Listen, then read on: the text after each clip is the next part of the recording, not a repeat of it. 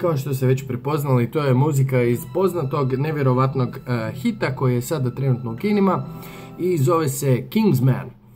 The Secret, wait for it, Service. Dakle,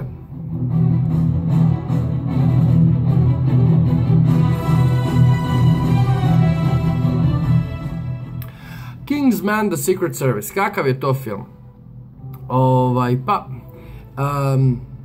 Zabavan. Super je. Ja sam ga otišao gledati malo ovako sa prijateljima i sa Dragom i bilo je baš ono što se tako i kako se taj film gleda.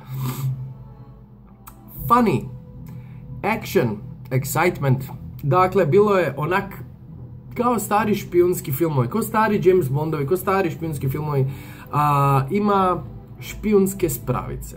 Svi špioni imaju pretjerano mnogo stila koji se cijedi sa njih. Normalno to je britanska agencija, pa onda njihovi britanski naglasci i pa onda poslije toga je bilo, razne vještine koje oni posjeduju. Počevši od borilačkih vještina koje su nevjerojatno dobro koreografirane i svaka čast gospon Colin Firth koji je za ulogu u tom filmu jako puno vježbao i to se vidi. Bome, to se jako vidi. I pogledajte, nije Colin Firth Gold, nego mislim kak je izveo te, kak se zove sve, razne koreografije. Dakle, simpatični špijuni sa puno šarma, check. Simpatične, seksi žene, check. Priča o starom agentu koji uči mladog agenta, na jednom putu odrastanja. Ček, ludi te šašavi negativac koji je potpuno karakterističan na određeni način. Zašto? Jer što on frflja. To je savršeni Samuel L. Jackson. Zamislite njega da sa naglaskom Čire Blaževića glumi Bill Gatesa. Koji je, by the way, Steve Jobsa, recimo.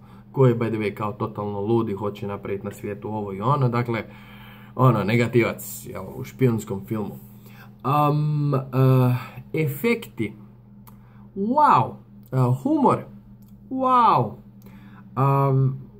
Uloge, mislim, jednostavno uživancija za gledanje.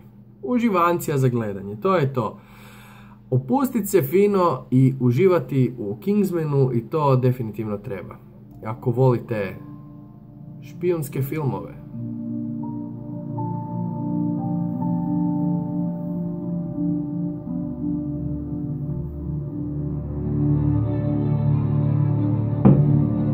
I tak.